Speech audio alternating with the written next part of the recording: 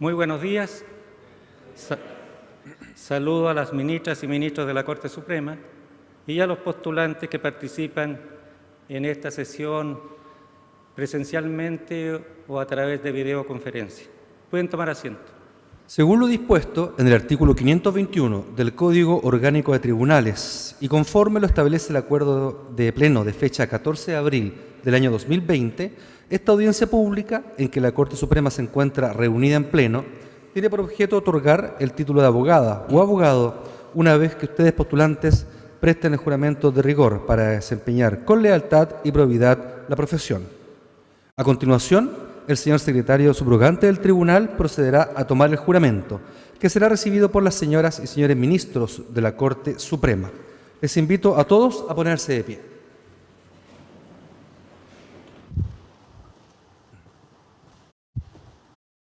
Primera Sala de la Corte Suprema. Florencia Guzmán Silva, Pablo Andrés Enríquez Oróstica, Catalina Belén Inostroza Lazo, Tomás Andrés Yaderesic Simonetti, María José Palmira León González, Paola Andrea Molina Salgado, Ignacio Pachi Navarro, Carla Viviana Paine Oces, Esteban Marcelo Pizarro Yáñez, Jaime Enrique Pozo Amkenwer. Licenciadas y licenciados, ¿juráis desempeñar leal y honradamente la profesión de abogada o abogado? Sí, juro. Tercera Sala de la Corte Suprema. Gabriela Paz Puchel Casilloli, Sofía de Montserrat Ramos Garrido, Pablo Gabriel Rioseco Grifero, Ricardo Alejandro Esteban Sáez Martí, Daniel Rodrigo Salazar Rivera, Fernanda Andrea Torres Masperson, Camila Andrea Troncoso Lizama, Jaime Alfonso Vargas Butler, Camila Gabriela Vargas Juárez. Licenciadas y licenciados, ¿juráis desempeñar leal y honradamente la profesión de abogada o abogado? Sí, juro. Salón de Honor de la Corte Suprema.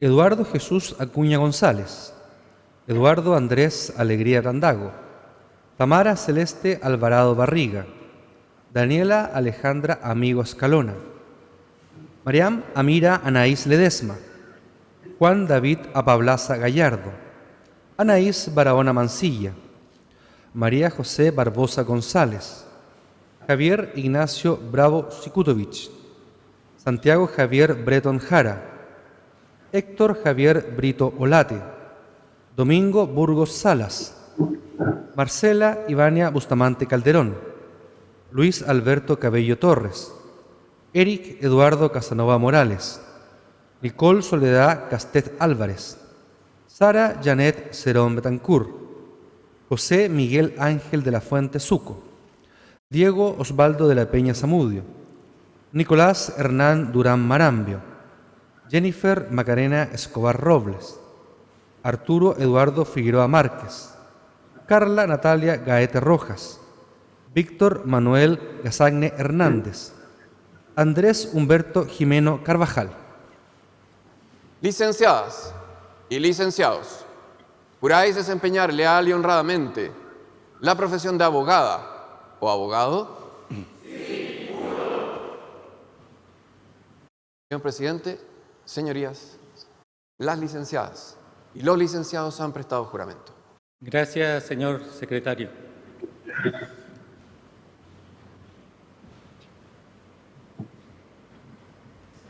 Licenciadas y licenciados, en virtud del juramento que han prestado y por cumplir los requisitos que señala la ley, de conformidad con lo dispuesto en el artículo 522 del Código Orgánico de Tribunales, en nombre y representación de la Corte Suprema de Justicia, los declaro legalmente investidos con el título de abogadas o abogados.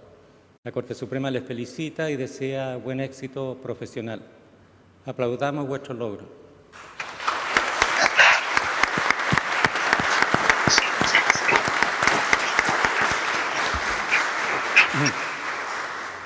Todos pueden tomar asiento. A continuación, el señor presidente de la Corte Suprema de Justicia, don Guillermo Silva Gundelach, se dirigirá a la audiencia. Señoras ministras, señores ministros, nuevas abogadas y nuevos abogados. Para empezar, quisiera felicitar a nuestros nuevos abogados y abogadas que el día de hoy recogen los frutos de largas sesiones de clases y esforzadas tardes y noches de estudio. Extiendo mis congratulaciones a sus familiares y amigos que les apoyaron en el arduo camino de formación profesional.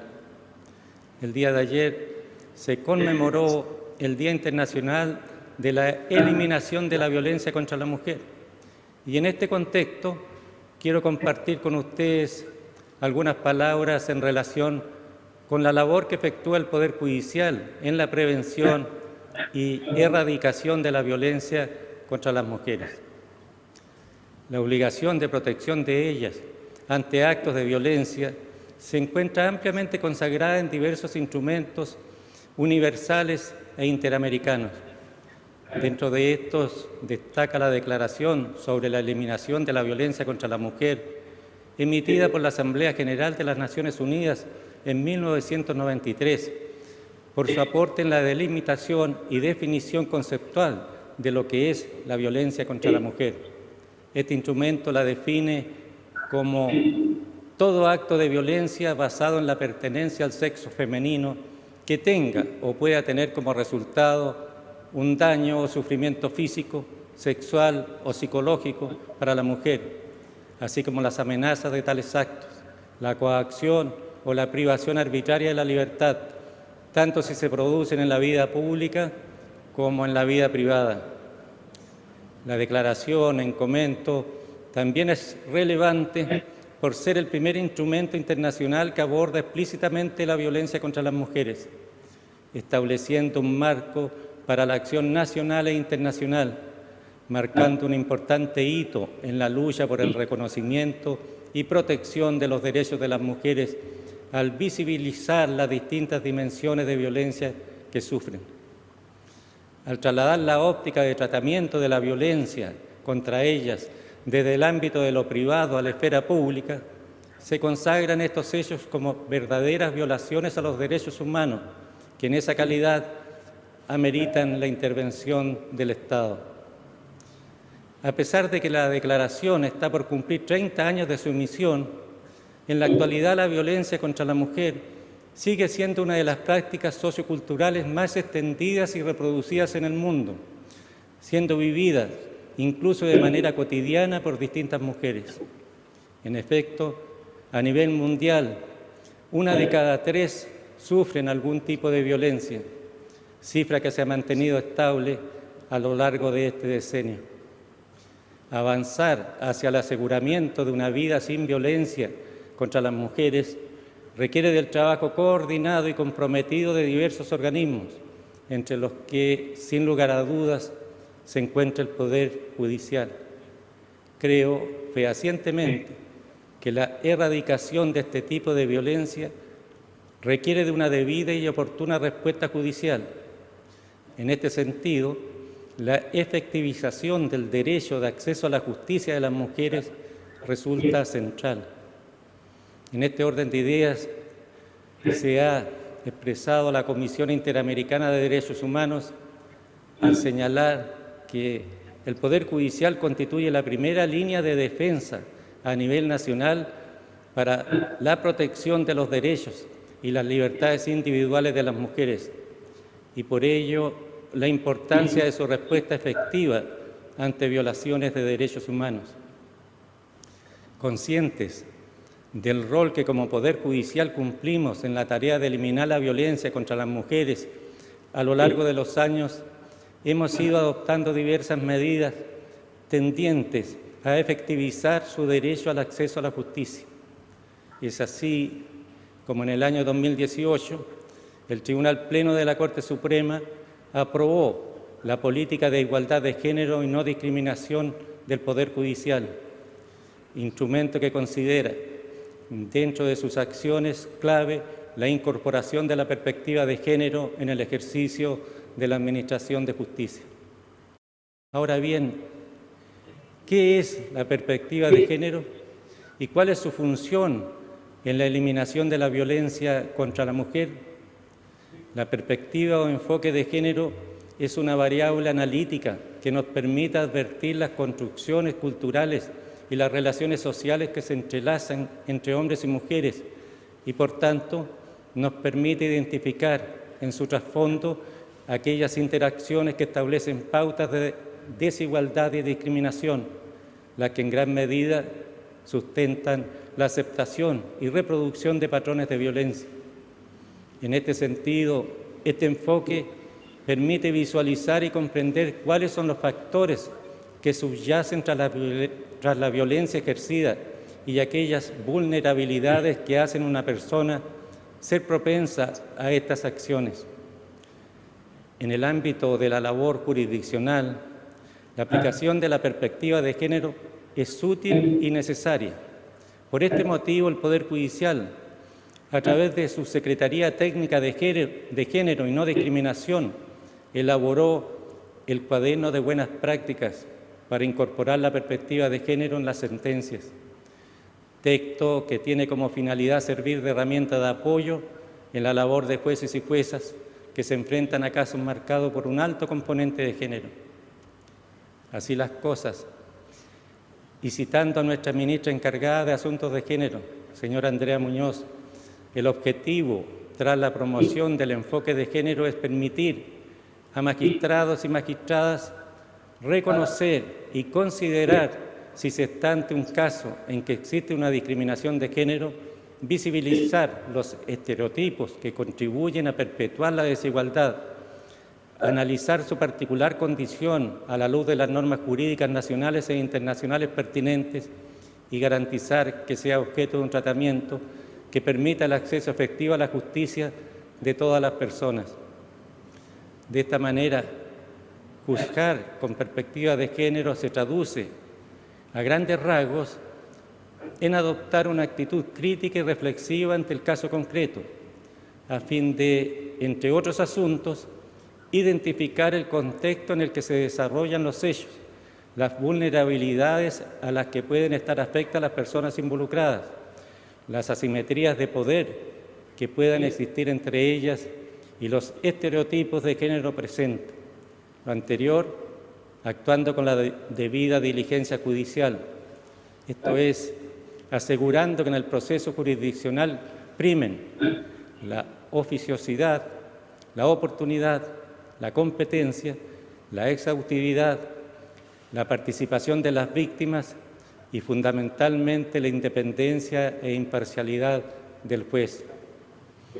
En último término, implica además aplicar los estándares nacionales e internacionales de protección pertinentes en materia de derechos humanos, a fin de elaborar una sentencia en un plazo razonable, con prioridad dirigida a asegurar la igualdad, la no discriminación y el acceso a la justicia.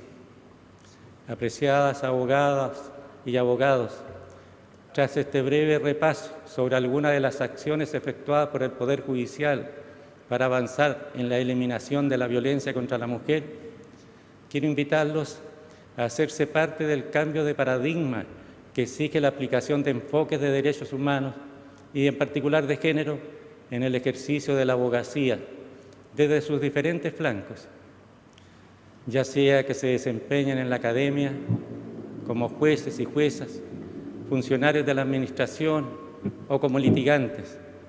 Tengan presente que en ustedes está el poder de transformación que nuestro país necesita para dictar leyes, crear políticas públicas, brindar educación y emitir resoluciones judiciales que sean respetuosas de los derechos humanos y fortalezcan los derechos de las mujeres. Que las transformaciones políticas y sociales que nuestro país ha presenciado en los últimos años les impulsen a poner sus conocimientos jurídicos al servicio de la protección de los derechos humanos y especialmente de mujeres y niñas. Solo así lograremos alcanzar el sueño de vivir en un país equitativo, justo y seguro para todas las personas.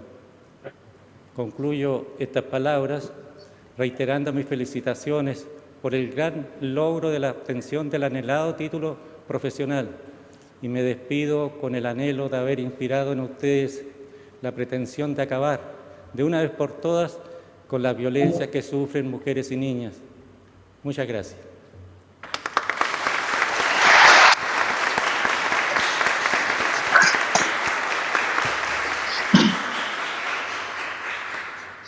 Habiéndose cumplido con el objetivo de esta audiencia, se le pone término desde esta Corte Suprema. Muy buenos días.